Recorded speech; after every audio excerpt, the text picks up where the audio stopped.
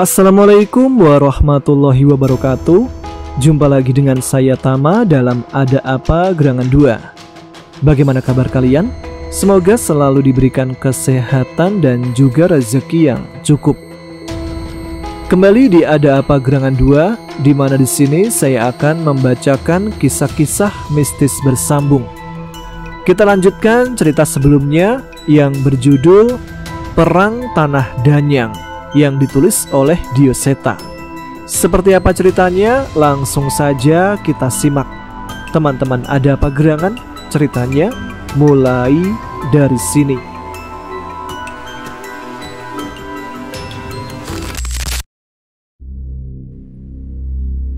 Perasaan yang aneh dan menggugah muncul di benakku, seperti bisikan lembut yang mengusik kesadaranku.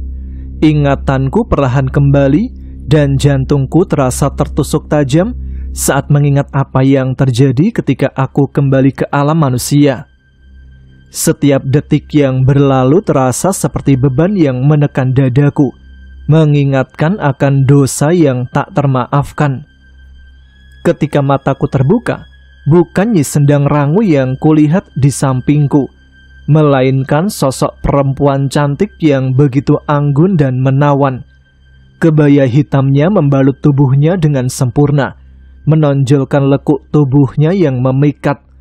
Ia berbaring di atasku, membuatku terperangkap dalam pesonanya. Kulitnya sehalus sutra, dan setiap gerakannya memancarkan keanggunan yang memabukkan. "Kau sudah bangun rupanya?" Suaranya lembut dan menenangkan, namun tubuhku masih belum sepenuhnya bisa bergerak. Suara itu menyusup ke dalam pikiranku, menenangkan sekaligus membangkitkan rasa takut yang samar. Siapa, Kak?" Aku berusaha berbicara, namun kata-kataku terhenti oleh sentuhan lembut jarinya. Jari lentiknya menahan bibirku, membuatku terdiam. Wajahnya begitu dekat, aroma melati yang menyengat menguar dari tubuhnya, membius kesadaranku. Matanya menatap dalam ke mataku, seolah menelanjangiku hingga membuatku tak berdaya di hadapannya. Sebuah kecupan lembut menyentuh bibirku, dan telapak tangannya membelai rambutku dengan penuh kelembutan. Sentuhannya seperti kejutan listrik yang menjalar ke seluruh tubuhku, membuatku terhanyut dalam gairah yang ia ciptakan. Saat itu pikiranku kosong, dan aku terhanyut dalam pesonanya, tak mampu melawan daya tariknya yang memabukkan. Enggak mungkin. Aku enggak mungkin melakukan itu. Aku terperangah, tak percaya dengan ingatan yang kembali menghantuiku. Setiap kenangan terasa seperti belati yang menusuk hatiku, mengingatkan akan pengkhianatan yang telah kulakukan. Sosok itu mendekat, wajahnya cemberut seperti seorang kekasih yang merajuk. "Mas jahat," katanya dengan nada manja, namun senyumnya yang licik tak bisa kusembunyikan dari pandanganku. "Bukankah kita sudah menyatu? Aku milikmu, Mas." Suaranya menggoda, namun di balik itu ada ancaman halus yang membuatku merinding. Aku terjatuh berlutut di tanah. Suara gamelan di sekitarku berubah menjadi sendu, seolah menegaskan dosa yang telah kulakukan. Setiap denting gamelan seperti mengiringi penyesalanku, menambah beban di hatiku. Bayangan Naya muncul di benakku, sosok wanita yang begitu polos dan penuh kasih yang telah kukhianati. "Naya, maafin, Mas." Air mataku mulai menetes menandai penyesalan yang mendalam. Setiap tetes air mata adalah pengakuan atas kesalahan yang tak termaafkan. Perempuan itu berjongkok mengangkat daguku dengan lembut. "Sebaiknya kau terima saja takdir kita," bisiknya mendekatkan bibirnya kepadaku, bersiap menciumku yang masih terperangkap dalam rasa bersalah dan penyesalan. Bibirnya hampir menyentuh bibirku, namun hatiku berteriak menolak, terbelah antara hasrat dan dosa yang menghantui. Suara bising tiba-tiba memecah kesunyian gending yang mengalun di hutan-hutan sekelilingku. Awalnya aku hampir mengabaikannya, namun suara itu semakin mendekat diiringi teriakan dan sebuah helm yang melayang ke arahku. "Jangan dekat-dekat Danan, dia udah punya pacar." Suara itu sangat familiar. Helm itu menghantam wajahku tepat saat aku menoleh ke arah sumber suara. "Cahyo!" Aku berteriak, bingung sekaligus kesal dengan kemunculannya yang tiba-tiba dan perbuatannya melempar helm kepadaku. Maaf Nan, niatnya sih mau ngelempar ke setan genit itu, malah kena mukamu. Ya kebetulan sekalian," sahut Cahyo sambil buru-buru memarkirkan motor Vespa tuanya yang suaranya mengalahkan gamelan gaib di hutan itu. Aku berdiri, sementara Cahyo menunjuk perempuan di hadapanku dengan wajah kesal. "Roro Mayit, umurmu itu udah ratusan tahun lebih. Seleramu masih berondong. Malu kau sama Nyai Jambrong," teriak Cahyo. Ternyata benar, sosok perempuan itu adalah Roro Mayit. Cahyo menjelaskan bahwa ia mengetahui keberadaanku dan tentang Roro Mayit dari Mbok Sar. "Mas Danan," suara Roro Mayit kembali terdengar manja. Wajahnya tampak cemas setelah kedatangan Cahyo. Hehehe, nggak usah sok-sokan manja," Cahyo menanggapi dengan ketidaksukaan yang jelas. "Berisik, kau pengganggu," balas Roro Mayit. Entah mengapa, wujud dan tingkah Roro Mayit semakin mendekati sosok yang membuatku nyaman. "Jul, telah terjadi sesuatu antara..." Aku mencoba menjelaskan. "Aku nggak suka ada pengganggu, aku pergi saja." Roro Mayit tiba-tiba melayang menjauh dari kami. Anehnya, dia tidak melakukan apapun. Tak ada kutukan, tak ada serangan. Aku masih merasakan betapa mengerikan sesuatu yang berasal dari dalam dirinya. Namun, dia benar-benar tidak menyerang kami.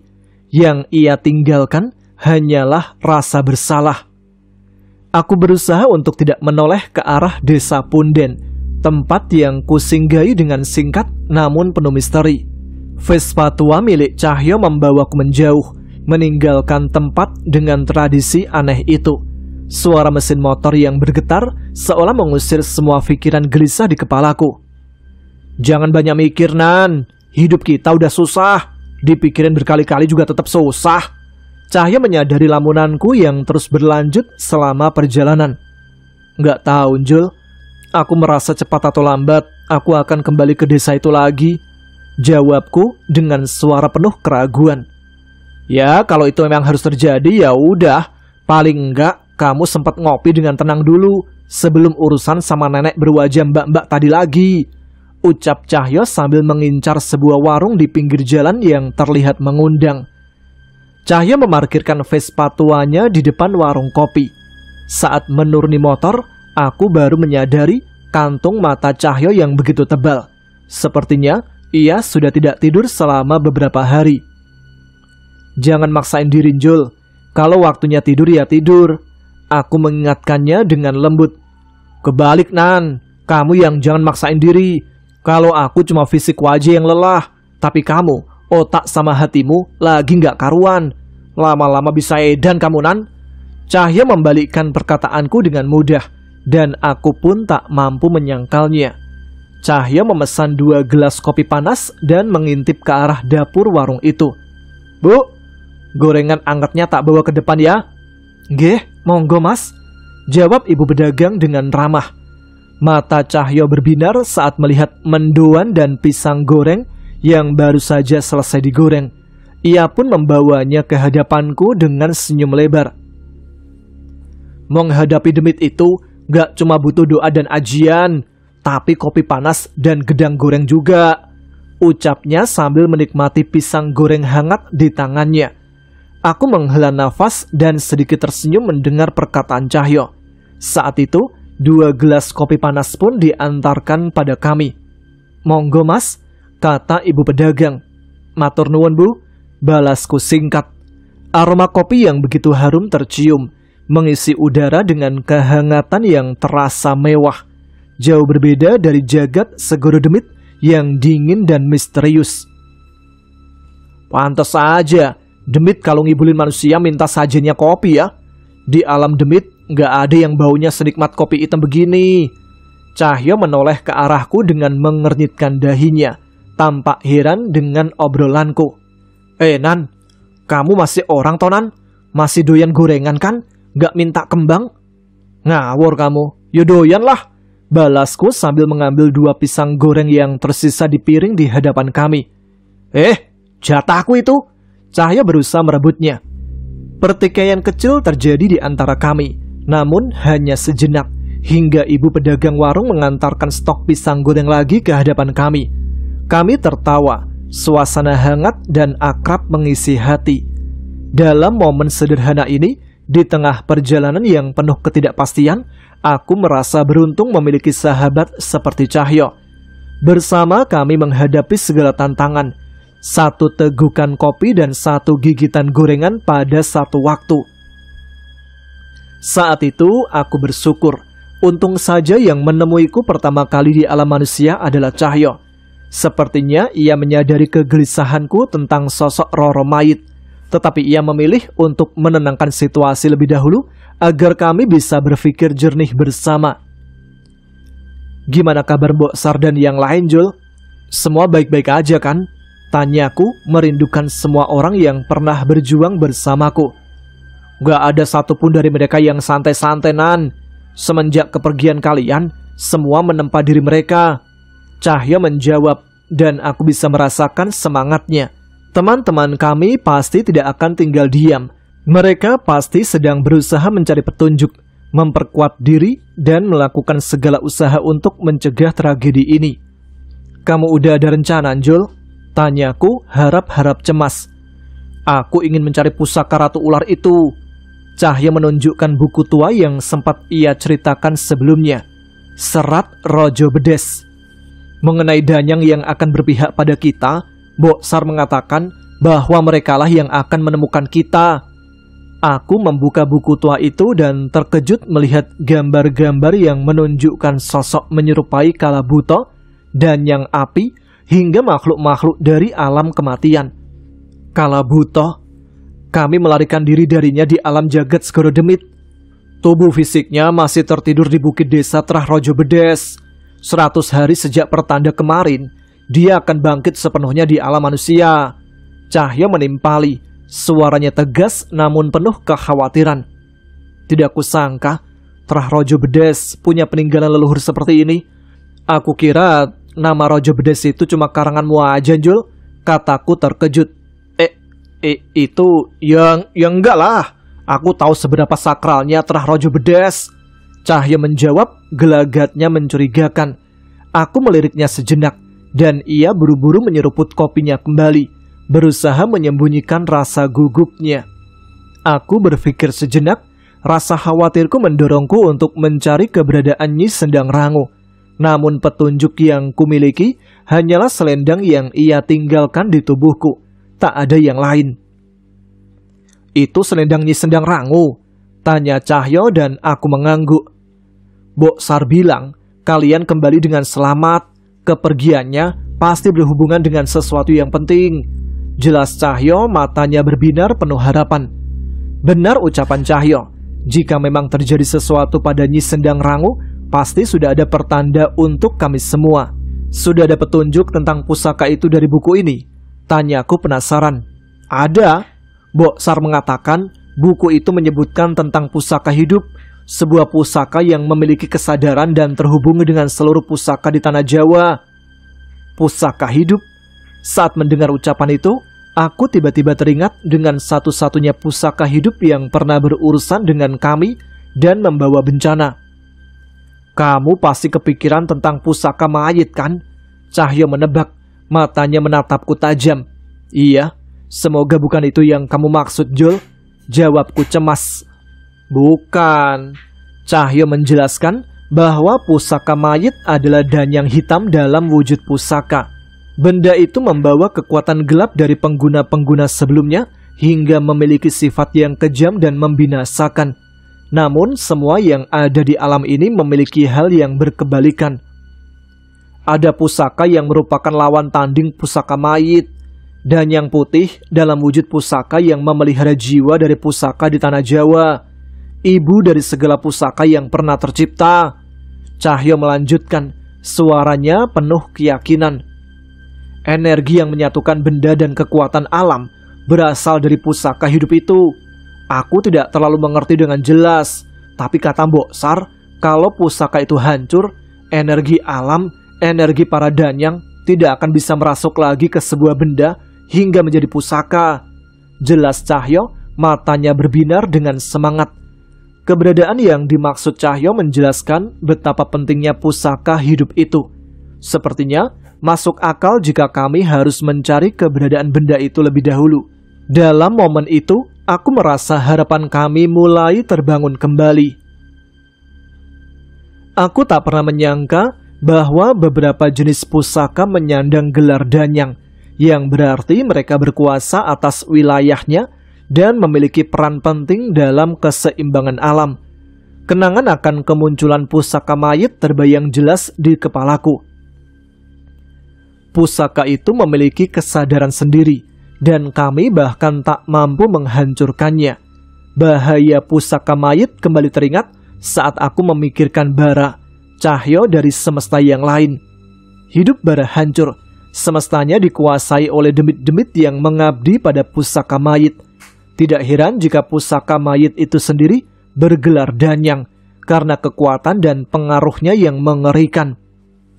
Kliwon gak ikut, Jul? Tanyaku saat turun dari motor Cahyo yang diparkirkan tak jauh dari sebuah telaga. Dia punya urusannya sendiri, Nan, jawab Cahyo. Kalian bertengkar? Bertengkar? Gak mungkin. Cahyo sedikit tertawa mendengar spekulasiku. Hanya saja aku merasa Kliwon dan Wanasura punya peran sendiri di perang para danyang ini. Biar bagaimanapun, mereka itu Panglima Kera Alas Wanamarta. Mendengar penjelasan Cahyo, kekhawatiranku semakin bertambah. Jika dalam wujud aslinya, mungkin saja Wanasura dan Wanasudra punya kekuatan setara danyang yang lain. Cahyo membuka serat Trah Rojo Bedes dan mencocokkan gambar di lembaran itu dengan pemandangan di hadapannya. Reruntuhan candi di pinggir telaga, tepatnya bebatuan sisa-sisa candi yang masih tersisa di sana. Di sini, Cahyo memberikan lembaran itu padaku untuk memastikan. Benar, mirip dengan gambar di sini. Tapi dari mana kamu tahu arah ke tempat ini, Jul? Kecurigaan mulai menggelayuti pikiranku. Mbok Sarnan, kita terus diawasi oleh Mbok Sar. Tidak hanya kita, tapi yang lain juga. Apa Mbok Sar nggak lelah? Aku merasa khawatir dengan keadaan Mbok Sar yang sepertinya memaksakan dirinya. Buat Mbok Sar, itu cara untuk membuat dirinya tenang. Dari sana, ia bisa mengetahui keadaan kita dan yang lain, serta memastikan kita selamat. Aku mengerti, sama sepertiku yang mengkhawatirkan teman-teman yang lain. Mbok Sar mengatasinya dengan cara mengawasi mereka. Gak ada orang sekitar sini, ucapku meneliti sekeliling. Iya, harusnya tempat seperti ini ada kuncinya, balas Cahyo, menyadari adanya sisa-sisa sesaji di dekat bebatuan, reruntuhan candi kecil di dekat kami. Setelah beberapa kali berkeliling, kami menemukan sebuah jalan setapak yang mengarah ke sebuah tempat. Di ujung jalan terdapat lahan kecil di hutan pinggir telaga, di mana hanya ada satu rumah tua yang berdiri di sana. Kulon won, aku mencoba mengetuk pintu rumah itu dan mengucap salam. Permisi. Cahyo berteriak lebih keras sambil mondar-mandir memperhatikan keadaan rumah di depan kami. Beberapa saat kemudian, barulah terdengar suara langkah yang mendekat dari dalam rumah. Geh, sinten geh, saut seorang dari dalam rumah. Suara itu terdengar seperti suara kakek lemah yang parau. Belum sempat kami menjawab, pintu terbuka perlahan dengan seorang kakek muncul dari balik pintu. Ngapunten Mbah, saya Danan, dan ini teman saya Cahyo. Kakek itu memperhatikan kami berdua dengan seksama dari ujung kepala sampai ujung kaki. Saya sedang tidak menerima tamu, ucap kakek itu begitu saja. Ndak Mbah, kami hanya hendak bertanya mengenai juru kunci telaga dan situ ini. Apa Mbah tahu? Aku mencoba mempersingkat tujuan kami. Saya tahu. Tapi itu juga alasan saya tidak menerima tamu saat ini, balasnya sambil membuka pintu lebih lebar. Kakek itu menunjukkan pada kami tentang apa yang ada di dalam rumah itu. Ada tubuh manusia pucat dan sudah tidak bernyawa terbaring di meja pemandian jenazah. Beliau Mbah Purnomo, juru kunci Telogo Sukmo dan situs ini. Beliau udah meninggal. Cahyo panik saat mengetahui hal itu. Kami membutuhkan informasi mengenai sebuah pusaka, Mbah. Pusaka hidup yang bisa menunjukkan keberadaan pusaka Ratu Ular. Apa Mbah tahu? Apa ada penerus Mbah Purnomo yang bisa kami tanyakan? Aku pun mengungkapkan semua tujuan kami. Kakek itu menatap tepat ke mataku dan Cahyo. Ia beberapa kali menoleh seolah memastikan sesuatu. Kalian tidak berbohong. Masuklah. Sesuai perkataan kakek itu, kami pun memasuki gubuk itu. Rumah tua berdindingkan anyaman bambu dengan penerangan lampu sentir sederhana. Saya Jumuk. Saya sendiri tidak punya hubungan keluarga dengan Purnomo. Dia hidup sebatang kara dan hanya saya orang yang ia kenal. Karena itu, saya merasa bertanggung jawab untuk mengurus jasadnya. Jelasnya. Lantas, apa Mbah Jumuk tahu tentang informasi yang kami butuhkan? Cahyo terlihat tidak sabar. Ia merasa tidak nyaman dengan situasi aneh ini. Kalau kalian sampai ke tempat ini, pasti ada sesuatu yang membimbing kalian. Yang kalian cari adalah pusaka Sukma. Pusaka hidup yang kekuatannya menyatukan energi dan benda dan menciptakan pusaka-pusaka kuno di tanah ini. Jelas Mbah Jumuk. Pusaka Sukma? Aku menoleh pada Cahyo. Sepertinya ia menanti kelanjutan dari cerita Mbah Jumuk. Sayangnya, hanya Mbah Purnomo yang mengetahui lebih lanjut mengenai pusaka itu. Tapi, beliau udah meninggal. Apa nggak ada orang lain yang tahu? Balas Cahyo. Mendengar balasan Cahyo yang tidak sabaran, Mbah Jumuk menatap Cahyo dengan tatapan tajam. Aku menyenggol sikut Cahyo, menegurnya untuk lebih sopan. Ngapunten Mbah, tapi kami memang benar-benar membutuhkan informasi tentang itu. Ada sesuatu yang mengerikan yang mungkin terjadi di tanah ini. Jelasku. Mbah Jumuk menghela nafas sejenak. Ia menatap jasad Mbah Purnomo dan menghampirinya. Kalau kalian memang membutuhkan Mbah Purnomo, kalian hanya bisa bersabar. Saat ini ia sedang meninggal. Ucapnya. Weh, sedang meninggal? Maksudnya Mbah apa ini? Aku hampir tidak mengerti dengan apa yang dimaksud Mbah Jumuk. Bah, maksudnya Mbah Purnomo tidak meninggal gitu? Beliau sedang pingsan, tidur, atau koma? Cahyo memperjelas. Tidak, Mbah Purnomo sudah meninggal. Kalian periksalah sendiri. Aku dan Cahyo memeriksa tubuh Mbah Purnomo yang terbungkus kain kafan dan benar-benar memastikan bahwa beliau sudah meninggal. Mbah Purnomo sudah meninggal selama 20 hari, ucapnya. 20 hari? Aku semakin tidak mengerti. Bagaimana jasad Mbah Purnomo tidak membusuk setelah selama itu? Jika seperti ini, biasanya Mbah Purnomo akan bangkit kembali dan melanjutkan tugasnya sebagai juru kunci. Sampai saat itu, tugas saya adalah menjaga tubuhnya. Jelas Mbah Jumuk. Bangkit? Dari mati? Mbah nggak bercanda kan? Cahyo setengah tidak percaya. Anak muda, kematian itu hanyalah konsep yang diciptakan manusia. Selama keberadaan Mbah Purnomo masih ada di semesta ini, beliau masih tetap hidup, hanya dalam wujud yang berbeda. Mbah Jumuk menegur Cahyo. Memangnya kapan Mbah Purnomo akan bangkit lagi, Mbah? Tanyaku. Tidak tentu. Kadang Mbah Jumuk meninggal selama 7 hari, kadang 40 hari, kadang 100 hari, atau yang paling lama 1000 hari. Jawab Mbah Jumuk. Sama sekali tidak terlihat raut wajah bercanda dari Mbah Jumuk. Aku pun menanggapinya dengan serius. Berarti kami harus menunggu. Aku memastikan. Mbah Jumuk mengangguk mengiyakan. Masalahnya, banyak yang mengincar jasad Mbah Purnomo. Rumah ini adalah persembunyian dari dukun dan setan-setan yang mengincar jasadnya, ucap Mbah Jumuk. Diincar? Untuk apa? Aku penasaran. Jasad orang sakti berguna untuk dukun-dukun dan tumbal makhluk halus.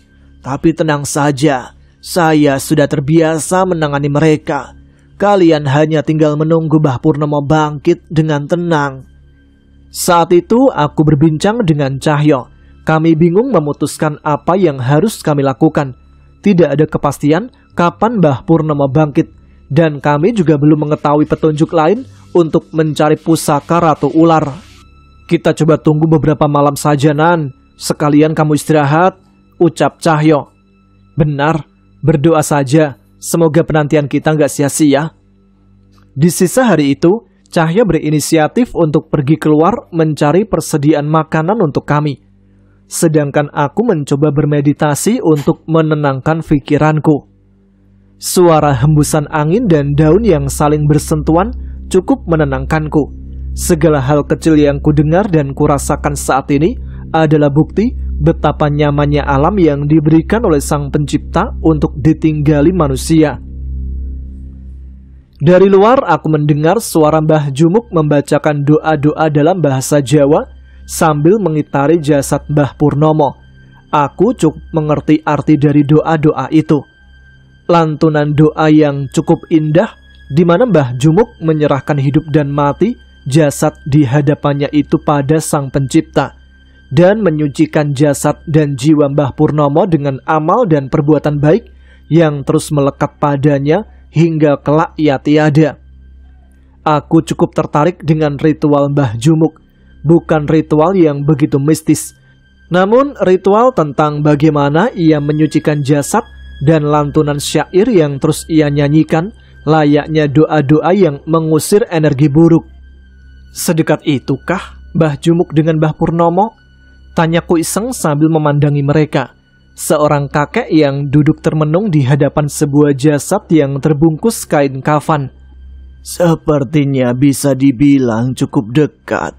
Namun apa yang kulakukan saat ini bukan karena kedekatan kami, tapi karena Purnomo layak untuk diperlakukan sebaik mungkin.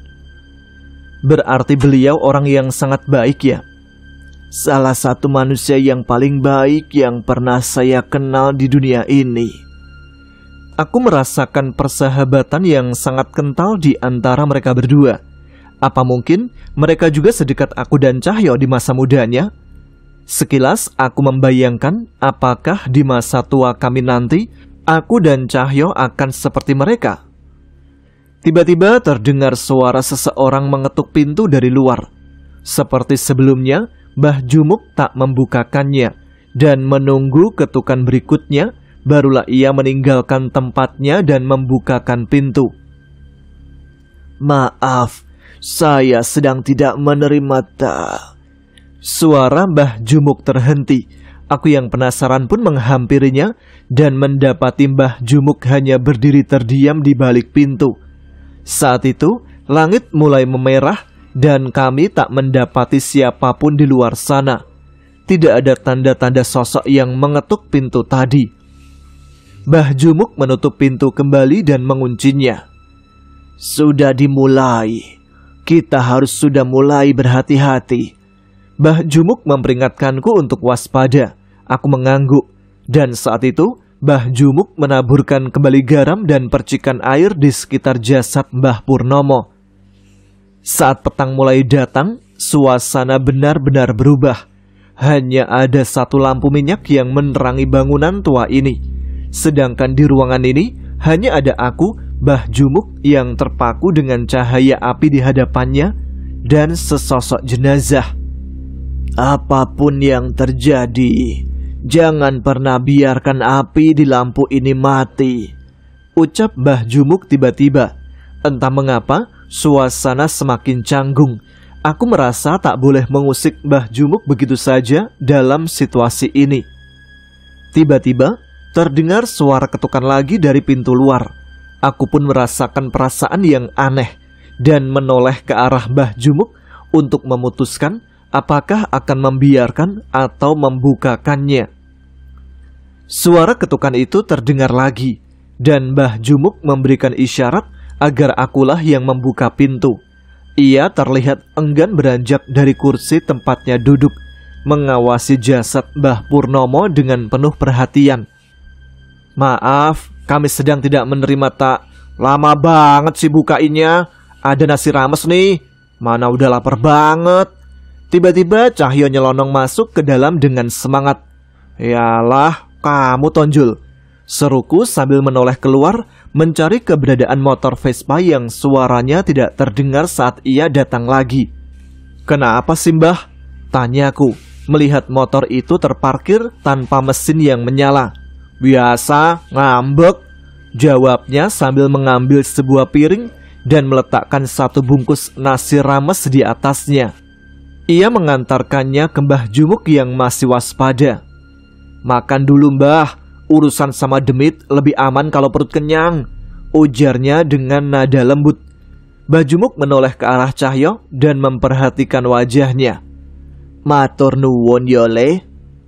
"Mbah makan dulu aja, biar saya yang menjaga lampu dan jasad Mbah Purnomo," ucapku.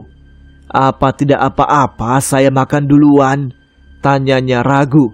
Aku mengangguk sambil tersenyum. Sejak tadi kami menyadari bahwa Mbah Jumuk tidak makan dengan teratur. Entah sudah berapa lama ia bertahan hidup hanya dengan apa yang bisa ia temukan di sekitarnya. Dapur sederhananya tampak kosong tanpa masakan. Kami sempat menoleh melihat Mbah Jumuk mengambil sedikit nasi untuk dimakan dan menyimpan sisanya. Ia berniat membagi makanan itu untuk dimakan selama beberapa kali. "Selama perjalanan kembali, gak ada yang aneh, Jul?" tanyaku ingin memastikan. "Belum, tapi aku emang merasa tempat ini seperti sedang diincar. Terasa begitu sepi, seperti akan datang badai yang tiba-tiba," jelasnya. Aku menceritakan tentang ketukan pintu sebelumnya yang terasa aneh. Tak ada wujud apapun dari siapa yang mengetuk, entah itu manusia atau makhluk lain. Cahyo pun tidak bisa berspekulasi apapun tentang itu. Setelah Mbah Jumuk selesai makan, kami pun bergantian. Tak butuh waktu lama bagi kami berdua untuk menghabiskan satu bungkus nasi rames yang dibawa oleh Cahyo. Aroma asap lampu minyak pun berganti dengan aroma kopi hitam yang diseduh oleh Cahyo. Kami bertiga menikmati kopi itu sambil mengobrol santai. "Tiap pagi saya dan Purnomo pasti ngopi di pinggir telaga. Gak pernah absen," cerita Mbah Jumuk. Senyumnya menghangatkan suasana. Kopi hitam, udara sejuk, pemandangan yang asri. Nikmat mana lagi yang kau dustakan? Cahyo membayangkan keseharian Mbah Jumuk dan Mbah Purnomo. "Benar, setelah semua yang kami nikmati, kami benar-benar bersyukur dan tidak mengharap apa-apa lagi," jelasnya dengan tulus. Aku hanya menggeleng, tak habis pikir melihat kesederhanaan mereka. Tanpa orang-orang lain sadari, tanggung jawab sebagai juru kunci dan pusaka sukma dipegang oleh manusia sesederhana ini. Malam semakin larut dan tiba-tiba api di lampu minyak itu bergerak dengan sendirinya. Suasana di dalam ruangan menjadi tegang dan Mbah Jumuk berdiri waspada. Suara keras sesuatu terjatuh di atas atap rumah mengguncang ketenangan malam. Suara dedaunan yang bergesekan dan langkah-langkah aneh terdengar di sekitar rumah, menambah rasa cemas yang menggelayuti hati kami. "Mbah, biar kami..." Cahyo ingin menawarkan diri untuk menangani situasi ini, tetapi Mbah Jumuk menahannya dengan tatapan tajam. "Sukma suci, sinaran padang, maringi aku ing pangayoman, pengusir makhluk kagelapan, dedemit lan lelembut, lunga saka kene, ora ana panggonan kanggo sampeyan ing alam niki." Kalimat itu mengalir dari bibir Mbah Jumuk. Diulangnya berkali-kali sambil menepuk dua buah batu di tangannya. Suara hentakan batu itu bergema, menyatu dengan rapalan yang ia ucapkan. Di dalam ruangan itu, meski tak ada yang berubah, aku merasakan kehadiran lain yang lebih tenang menyelimuti bangunan tua ini. Jadi ini cara Mbah Jumuk melindungi tempat ini, ucapku pada Cahyo. Namun saat itu Cahyo terlihat cemas. Aku takut ini gak cukup, Nan, balas Cahyo. Tetapi Mbah Jumuk menghampiri kami, memastikan bahwa serangan barusan telah berhasil diatasi. Perasaan tidak enak kami yang kami rasakan mulai berkurang, tetapi kami sadar ini belum selesai. Setelah menanti beberapa saat, rasa cemas membuatku memutuskan untuk mengintip melalui jendela dan memastikan keadaan di luar. Cahyo pun melakukan hal yang sama. "Bah, kami nunggu di luar ya, cari udara segar," ucap Cahyo, suaranya bergetar. "Iya Mbah, gak lama kok," tambahku berusaha menenangkan diri. Mbah Jumuk terlihat cemas, tetapi ia melihat api di lampu minyak itu masih menyala dengan tenang. Ia pun mengangguk, mempersilakan kami. Kami membuka pintu dengan hati-hati dan menutupnya kembali. Gangguan gaib mungkin sudah pergi, tetapi tanpa kami sadari, tempat ini sudah dikepung. Sosok pria berumur, berambut gondrong, berpakaian layaknya seorang dukun, duduk di sebuah batu besar mengawasi kami. Matanya menghitam dan pisau berkarat tergenggam di tangannya. Di sisi lain, ada nenek dengan leher panjang bersisik ular yang mengawasi kami dari atas pohon. Mereka tidak sendiri. Pengikut mereka menyebar dan mengepung rumah Mbah Jumuk. "Hadapi kami dulu jika kalian ingin berurusan dengan mereka yang di dalam," ucapku pada orang-orang itu, berusaha menunjukkan keberanian. Salah satu dari mereka maju. Anak buah dukun pria itu mengacungkan sebuah parang ke arah kami. "Kalian pikir kalian pantas menghadapi kami?" ucapnya dengan nada suara penuh tantangan. Kami tak berkata apapun. Tiba-tiba tangan Cahyo yang telah dirasuki kekuatan Wanasura mencengkram wajah orang yang membawa parang itu dan membanting tubuhnya ke tanah hingga darah bermuncratan dari mulutnya. Seketika orang-orang itu tertegun melihat pemandangan mengerikan itu. "Kurang ajar!" Dukun itu kesal dengan perbuatan Cahyo yang meremehkan mereka. Tiba-tiba pisau berkarat yang ia pegang mengeluarkan kekuatan hitam yang berwujud seperti kadal meluncur ke arah kami. "Kita selesaikan di tempat yang lebih pantas. Biarkan kami habisi kalian sampai akar-akarnya," ucap Cahyo melangkah maju melintasi orang-orang yang mulai gentar dengan keberadaannya. Dukun dan nenek itu tersenyum mengikuti langkah kami ke arah telaga, tempat di mana pagar gaib Mbah Jumuk tak lagi menghalangi mereka. "Kalian melakukan kesalahan besar."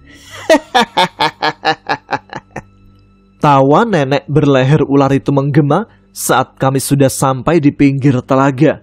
Suaranya mengalun dalam kegelapan malam, menambah ketegangan yang sudah menggelayuti di sana. Aku dan Cahyo saling bertukar pandang, tidak gentar. Memang itulah tujuan kami. "Panggil mereka, tunjukkan pada kami dengan makhluk sehina apa kalian bersekutu," ucapku. Suaraku penuh tantangan, berusaha menegaskan keberanian di tengah ancaman yang mencekam. "Sombong!" Nenek itu tidak terima dengan ucapanku. Tiba-tiba, sosok makhluk berwujud anak kecil, bertubuh serba hitam dengan kulit yang keras, muncul di antara mereka. Kami mundur selangkah, merasakan aura mengerikan yang menyelimuti sosok itu. "Tuan Jabang Kolobendu." Nenek berleher ular itu merunduk pada sosok itu, dan kekuatan gelap mengalir kepadanya. Aku tak begitu gentar dengan perubahan pada nenek itu, tapi aku tahu dengan jelas bahwa sosok Jabang Kolo itu bukan setan biasa. "Mayatmu milikku." Suara nenek itu tiba-tiba terdengar dari tengkukku. Seketika tangannya menggapai kepalaku dengan cepat, seolah ingin merenggut nyawaku. "Nan!" Cahyo memperingatkanku. Aku sudah menduga gerakan seperti ini dan menangkap tangannya yang mencengkram kepalaku. "Kau diberikan berkah dengan menjadi makhluk yang mulia. tapi memilih menjadi budak setan? Benar-benar bodoh, ucapku sambil mulai membacakan sebuah lantunan doa. Suaraku bergetar namun penuh keyakinan. Singkirkan tanganmu. Nenek itu menarik kembali tangannya, tetapi aku tak membiarkannya lepas. Dengan cepat aku menangkap wajahnya dan melanjutkan lantunan doaku. Tak perlu aji-ajian untuk menghadapi kalian. Kalian cuma manusia bodoh yang tidak bisa apa-apa tanpa kekuatan setan itu. Apa? Apa yang kau lakukan? Nenek itu berusaha melepaskan dirinya. Berkali-kali ia mencoba menyerangku, tetapi kekuatannya tersegel tepat di bawah telapak tanganku. Tidak, jangan, sakit, hentikan. Asap hitam menguap dari tubuhnya.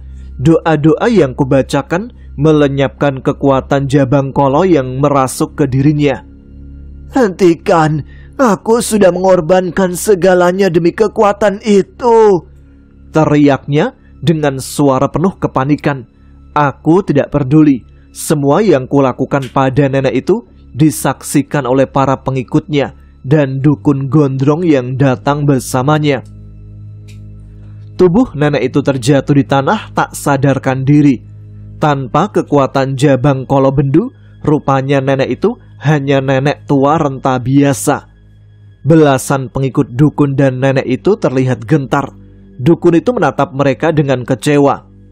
Habisi mereka. Ilmu kalian sudah membuat kalian melebihi manusia biasa, perintahnya. Suaranya menggema penuh tekanan.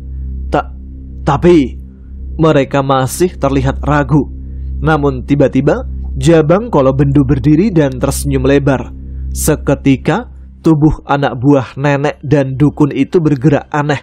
Matanya memutih, kulitnya menghitam, dan mereka mengamuk dengan cara yang mengerikan.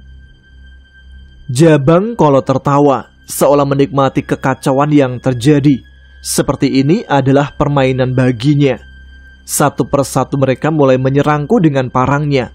Dengan susah payah kami berdua menghindari serangan itu dan membalasnya. Namun mereka terlalu banyak dan serangannya benar-benar membabi buta.